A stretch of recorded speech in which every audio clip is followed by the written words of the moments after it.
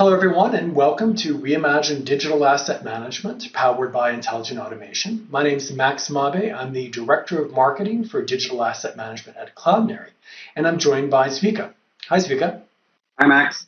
So I'm Zvika Moretsky. I'm the Senior Director of Product Management for the Digital Asset Management product. Perfect. So let's jump right in. So what are we going to cover in this session? We've got three topics. The first one will be automation with intelligence, or what we're calling automation with smarts, all around that ability to create asset variations with ease and at scale. Secondly, we're going to talk about customizing your digital asset management solution to extend those features and ultimately meet the unique needs of your various team members and your work streams. Lastly, we're going to talk about one of the most important things around digital asset management, which is metadata in our pesky metadata section. And that's really allowing you to create kind of a guided pathway for your users as they're inputting metadata for assets. So I think one of the most important things that you're probably wondering is what exactly is reimagined digital asset management with intelligent automation? And we consider that modern digital asset management. And so it's an asset management solution that focuses on flexibility, automation, and scale. And when we think about flexibility at Cloudinary, it's that ability to make the DAM approachable to all user types, whether you're comfortable in the UI, or whether you're more comfortable approaching the DAM through an API or an SDK, we make those options available to everyone. We're also quite keen on automation at scale, that ability to use AI to automate those tedious parts of your workflow. And that starts with using one asset and being able to create any number of variations on the fly, which we call a single file approach. Obviously, that compresses your workflow, reduces the amount of effort required for tedious work, and frees up your team to focus on creativity, moving the brand forward, and hitting your organization's growth targets.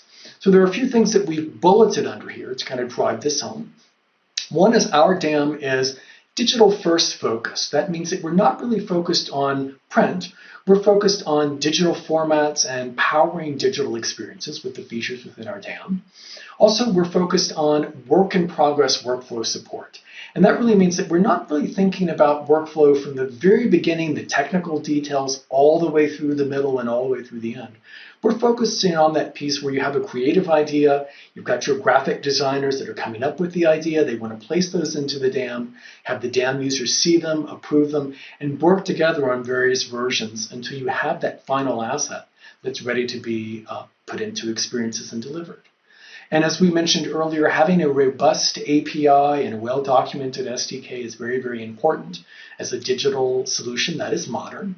And last but not least, being able to take that one asset and have those variations created at the time of delivery and optimized so that's repeatable and reliable are important aspects of modern digital asset management. So now that we're all on the same page, let's jump into our first section, which is automation with intelligence, automation with smarts. I know certainly from my experience, many years doing consulting around digital asset management, that the creation of content variation or that need for more content now has just exploded over the last few years. And a lot of organizations and brands are struggling with how they can meet that need. In some offices, they're of course staffing up more and more people. Other areas and other teams are staffing up and they're even outsourcing some of that work to others to do. So how can we use a modern DAM to automate that process, save money, save time, get to market faster or launch experiences faster? And that's what we call automation with intelligence or intelligent automation. And I'm going to turn it over to Zvika now, and he's going to walk us through how we do that in our solution. So thanks, Max. So in this demonstration, I want to focus on how do we automate transformations at scale.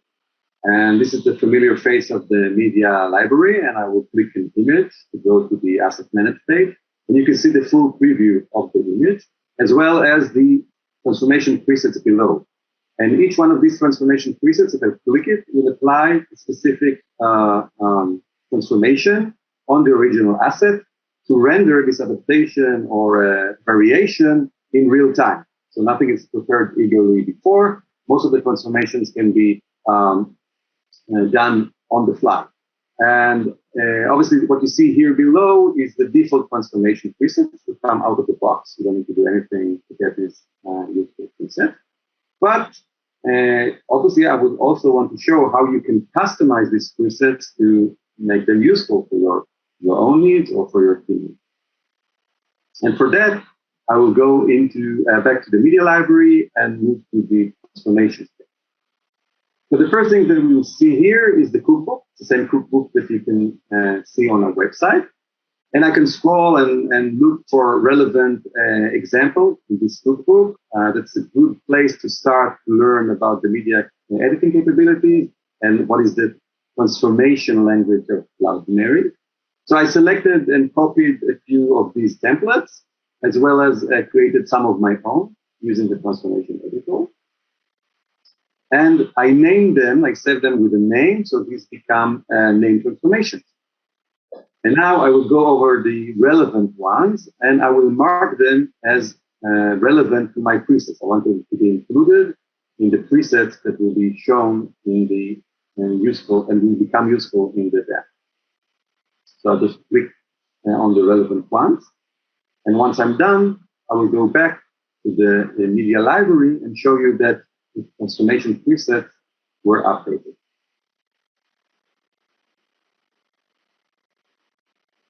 So again, I will click an image. I will go to the manage page, and I will see this new set of presets. Again, whenever I click this one of these presets that I customized, the transformation will be executed on the fly. There's no need to do anything.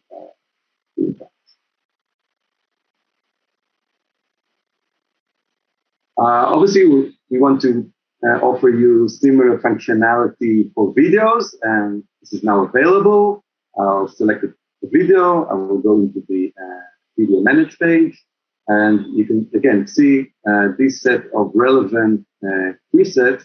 Again, these are generated on the fly using AWS on the fly technology, and this will offer you first a streamlined experience as well as the ability to render these only on demand.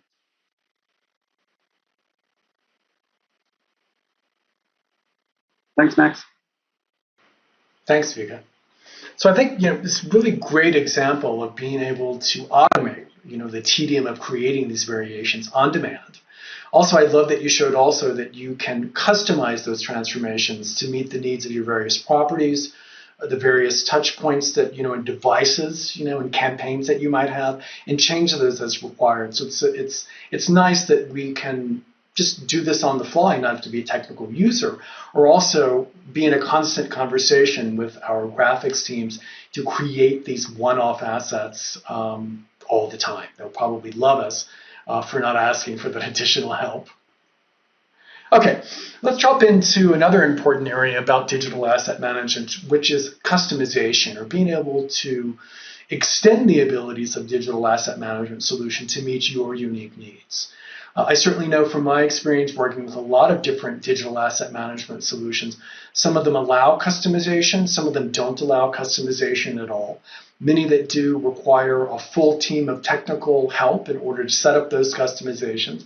And then once they're launched, over time, those customizations have to be maintained. So that's added cost, added time, and kind of added work that we would really like to avoid. So what we're going to show next in our solution is our ability to create easily DAM customizations, which we are actually launching today and giving you a sneak peek, which is called Applications for Digital Asset Management. And these are future-proof because they're based on our API. So I'm going to hand it over to Zvika, and he's going to run us through Applications for DAM. Thanks, Max. So I want to present these apps for DAM, or these mini apps that behave like contextual right-click menu actions that you can apply to images or videos or to any file type, and you can apply them to multiple assets that you select manually, or folders or collections. And I want to start with demoing one particular app that was actually developed by Matt, one of our customer success managers. and was later adapted and generalized by our R&D team. So as you recall, we just show you how you can use transformation presets to create a rendering from an asset. But what if you want to do that on multiple assets in one click? So what I'll do, I will select several images with faces that I've tagged, and I will trigger this download transformed assets app. And what it will do, it will immediately open a modal. I will see the selected, my presets that I can apply to the selected images. I will select one preset and I will click download. And in this way, in one click, I will get a zip file with the relevant adaptations. Let's see, let's check the results. And you can see that, yeah, everything is pixelated according to what I expected. So we saw how custom actions can actually perform operations within the media library. And what I want to show you now is what goes beyond the scene. And basically, this is the code that activates this, that implements this app. You can see you first need to include this custom action script. And then you can access this windows.cloudinary.custom action API that allows you to perform all the actions, like getting the list of presets that we saw, or getting the selected assets that I'm working on. Let's talk a little bit about how do I register and publish these custom actions. So we have a user interface for that. And basically, you just need to define what's the configuration for these custom actions, where to invoke it from, what types of asset it will work on, in what context, in what views, etc. And I can also decide whether this is a custom action that is open for all, or for all customers, or is it tailored for one specific customer or a selected group of customers. And this is the great way for us to extend the functionality of the DAM, to boost your productivity, and also to throw in some innovation features that we want to try out using these apps. Okay, let's jump now into our last section, which is pesky metadata, really important topic for digital asset management. Obviously, having bespoke, or what I call very focused metadata within a digital asset management solution is very, very important.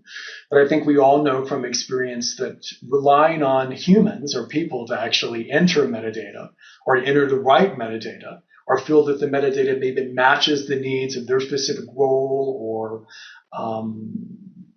need within the organization is very difficult. So we've got some great features that I think solve that within our digital asset management solution. And Zvika, I'm going to turn it over to you to talk about that. So we all understand the importance of structured metadata to the organization and the governance of assets in them. What I want to show now is a new rules-based configuration that we recently introduced to our metadata scheme, and we're calling that conditional metadata. And I want to demonstrate how easy it is for the media library admin to set up this configuration, and for the media library user to provision the relevant metadata and only the relevant metadata when required, and making sure that the metadata is correct and valid. So, and now I'm within the media library again. I will open the preview pane, which is a great tool for you to use when you want to update metadata for one or more assets and without leaving the main grid of the media library. As you can see, there are plenty of fields here. And once I start playing with this field, I select a value for the region field. You'll see that the list of values for other fields or options for other fields may change. And also, fields that were originally hidden suddenly appear when they became relevant. So all of that is configurable using the metadata rules. And notice that when I edit something, I'm going into editing mode. Each field is validated, and you get the right indications if it's mandatory or invalid. But also, you want to commit everything as one atomic chain to make sure that the entire metadata is consistent. And I now want to show you what goes beyond the scene. How do I create these rules? And this is the structured metadata manage page. You can see all the fields that I defined. And also, you can see that when I click the Manage Rules button, I get to define new rules that affect the selected field. So I can determine whether to show this field, when to show this field, what options are relevant for this field, and whether I should set a default value for that field, and whether it's mandatory. So all of that is by using these simple rules that are applied to the affected fields. Now I'll show you how you can update this metadata on upload. So I'll upload a new file. I will select the relevant select the file. I will select the relevant preset, upload preset, make sure it's uploaded to the right folder. And I'm presented with this metadata form, which behaves very similarly. I just need to select the relevant values. It honors all the rules and validations that I defined. And once I click upload, this file will be uploaded with this metadata, which is already validated. Thanks, Vika. I think it's really great that we have the ability to have granular metadata and also apply that with rules and make it available and really accessible for all teams, whether you're kind of a merchandiser, or whether you're an editor, or whether you're someone who's concerned about what it looks like on the website. Everyone's kind of going to need different types of metadata, and this is a great way to make it kind of fit for all teams. So let's talk a little bit about what we've learned in this session. So first of all, automation with intelligence, or that ability to automate asset variation, free up time for more important tasks. We touched on the ability to customize a modern or digital-first dam with very low effort or minimum effort required, which ultimately affords us greater efficiency when we're working within the digital asset management tool. We get more value out of the solution, and also it kind of aids adoption across the organization as we think about different teams kind of determining whether they're getting value out of the dam and if they'd like to use it moving forward. And last but not least, pesky metadata, right? That ability to create granular metadata that kind of makes it useful for all team members and can be conditional or based on rules. So before we leave, I just wanted to give you some resources around learning more about this. We've got a great area to learn about the power of transformations that Vika showed off. We also, of course, have an area about what exactly is digital asset management and how can you learn more about it in general. Got a great section for that for you. And also metadata. Metadata can be complicated. It's very useful in DAM, however. And so we have a great area to kind of talk with you about the various features our digital asset management solution offers for working with metadata. And of course, if you'd like to learn more about our DAM and see some of its features and watch some cool animations and videos, you can also learn more by visiting our website. And last but not least, I want to talk a little bit about some of the related sessions that we have as part of ImageCon that you as a DAM aficionado or practitioner might enjoy. The first one is apartment therapy. They're going to talk to us about how they've streamlined their whole workflow from creative and all the way out through helping developers. The promise and power of headless is a great session about headless digital asset management, which could be very enjoyable for those of you that are not familiar that DAM can be used in a headless fashion. And then also the future of media. This is kind of a comprehensive view of what's next for rich media, which I think should be an enjoyable session. So we'd like to thank you for attending our session. And now we're going to open it up for Q&A.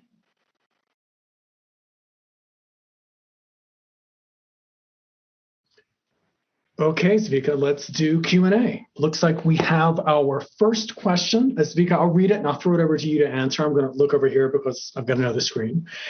If you are new to using a digital asset management solution, what are the most important features to make sure it has? So I guess, you're thinking about using a DAM, you want to buy a DAM. What features do you think, Zvika, a customer should look for, a person should look for in a solution? First, obviously, the ease of use, I would say, and the in terms of functionality, what ways am I offer to arrange or organize my assets? What can I do with them so they won't be left in the dark? How can I use them? So what are the means that I am able to publish them, deliver them, manipulate them, create other content, relevant content for them? So I would say it's the most important one. Yeah, I mean, I think you touched on a few things, right? Kind of that self-service features that a DAM might offer, right? So I think one of the great things about our solution is that you can do a lot of things within the solution on your own, and you don't really have to go back to your graphics teams or others to have those things created or done for you, which gives you that flexibility and the automation that's included as well. The other thing I would think about when looking for a DAM is, can it also kind of help you deliver or share or collaborate with those assets outside of the interface itself, right? A lot of solutions don't provide that, and we don't usually make all the decisions ourselves. So that ability to collaborate and to also take that final asset and deliver it out to all of your channels and devices is really something that I would look for in a DAM as well. Let's see what else we have in questions. Okay, someone's asking for the automation portion, you showed transforms. I think they mean transformations. How easy are they to create to match my needs? And do you need a developer to help create those transformations? And can they be used on images and video? Yeah, so first, the transformation presets that we presented are rely on the media processing capabilities of the Cloudinary platform, which handles both images, videos, and other types of assets. And so you can basically build your own preset as a transformation, and which can employ everything starting from resizing to smart cropping, content-aware cropping, AI-based manipulation, photo-like effects, etc. So all that comes and supported within the platform. It could range from very simple transformations to a very complex one, depending on what the end goal what you want to achieve. And you don't have to be a developer to create one, so you can use our consultant cookbooks and our own documentation to understand the way Cloudinary allows you to transform or manipulate the image or the video. And you can also use our transformation editor to build these kind of transformations. And by the way, we are working on our next generation of this transformation editor, which will be much more quick to learn, user-friendly, and allow basically to create these presets. Perfect. Let's see what else we have here. Okay, we've got one question specifically around metadata, which of course is pretty important to everybody in the digital asset management space.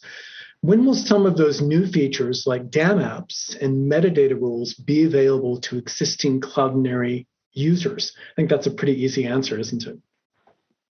Yeah. So recently we published this amazing conditional metadata with all the UI that helps you to very easily configure the rule and condition of how you want to validate and information you want to collect from your users.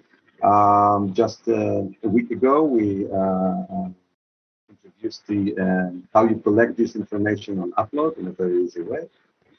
And also some of the power of the custom actions can be used in combination with metadata to create all sorts of interesting actions you can take on assets regarding metadata. So obviously there's a long roadmap or backlog of things features that we have in mind that we want to implement on top of that. But I think these are the basic cornerstone or elements that you can use in order to Gotcha. So the conditional metadata or structured metadata that we showed is out for everyone now, if I'm correct, just to recap. The apps for digital asset management, or apps for DAM, as we call it for short, I think we're looking to have that out first of year. So sometime in the January timeframe, it'll be open to everyone to use in the solution as well. Okay, there is one question, Zvika. Where did it go? Let's see here on the other tab. Can I set up Cloudinary DAM in a way that all files are only stored on servers in the European Union? I don't know this answer to you. So I guess they're EMEA based, and that they're wondering whether they can have all of their files stored on a server that's closer to them or local to them versus a little bit further away. Yeah. So basically, it's, our DEM is a SaaS offering, like all our platforms. So I'm not sure exactly the use case here. Yeah. I think the way I would answer it is that we have regional data centers, right? And based upon where you're located in the world, you will have your assets stored in the closest data center to you geographically. When we're thinking about delivering content through a delivery network, of course, that's a worldwide CDN solution. And again, that data will be brought down to that user on the phone, tablet, or desktop at the edge location that's closest to where they're physically located for faster performance. Okay, there is one question around the apps for DAM piece. Can you talk about how these are different from kind of standard customizations? And they have in parentheses here that they're concerned about the setup and the maintenance costs ongoing.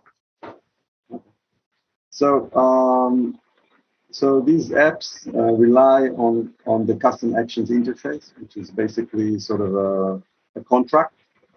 Dictates the context, the information that is provided to your app on the assets, and also what operations are allowed for you to conduct on operations you can do to these assets. And we look at it, or we consider it like a public API, which means we guarantee backward compatibility, and it kind of offers a very flexible ways to use. So some custom action, as we said, could be tailored to a specific customer need, but some can be general in nature and be offered to all customers. Right now, in this beta phase,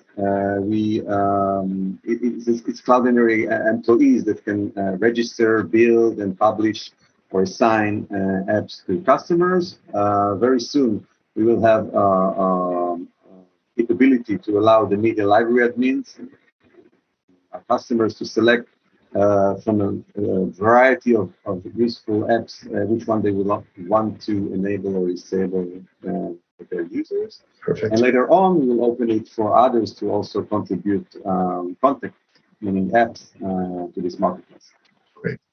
Thank you so much, Vika. It looks like we're out of time, everyone. I hope you're enjoying ImageCon and you'll check out some of the other sessions. We do have a few questions that we weren't able to answer here. I would suggest checking out the website for those. And if we have your name, we'll certainly try to get back in touch with you. Thank you so much, and we'll see you later.